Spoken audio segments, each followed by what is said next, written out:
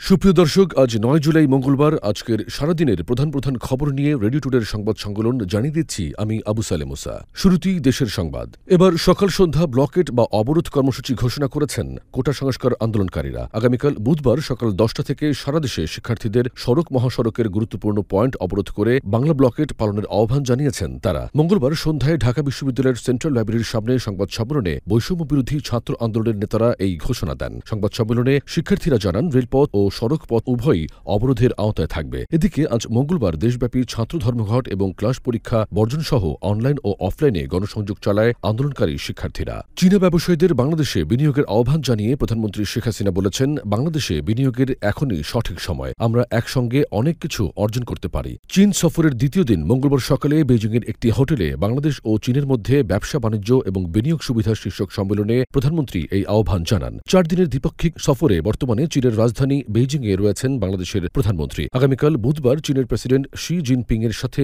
দ্বিপাক্ষিক বৈঠক করবেন শেখ হাসিনা।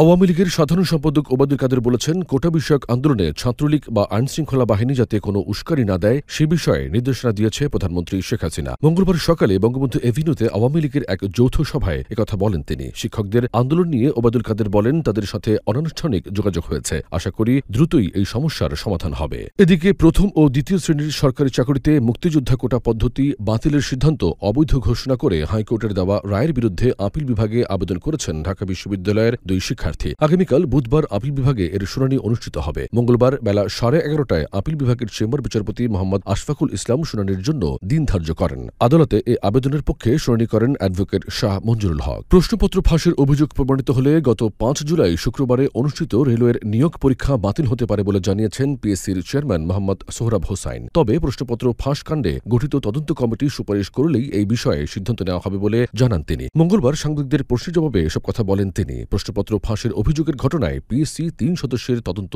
কমিটি গঠন করেছে। এই কমিটিকে 15 দিনের মধ্যে প্রতিবেদন দেওয়ার কথা বলা হয়েছে। এবারে বিশ্ব সংবাদ। 5 বছর পর রাশিয়া সফরে গিয়েছেন ভারতের প্রধানমন্ত্রী নরেন্দ্র মোদী। 2022 সালে রাশিয়া ইউক্রেনে হামলা চালানোর পর এটাই মোদীর প্রথম মস্কো সফর। তবে তার এই সফরে ক্ষোভ প্রকাশ করেছেন ইউক্রেনের প্রেসিডেন্ট ভলোদিমির জেলেনস্কি। সংবাদ মাধ্যম সিএনএন এর প্রতিবেদনে বলা হয়েছে, মস্কোতে মোদীর এই সফরকে শান্তি প্রচেষ্টার জন্য ব্যাপক হতাশা এবং বিধ্বংসীকর বলে উল্লেখ করেছেন ইউক্রেনের প্রেসিডেন্ট। এবার খেলাধুলার খবর।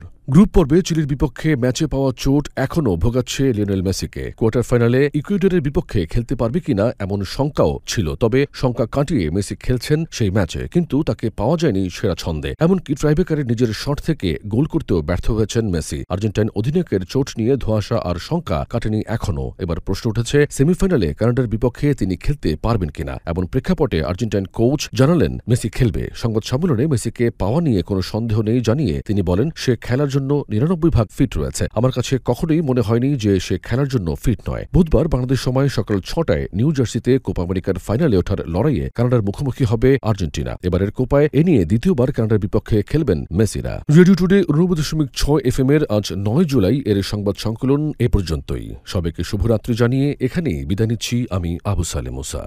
Radio today 89.6 FM।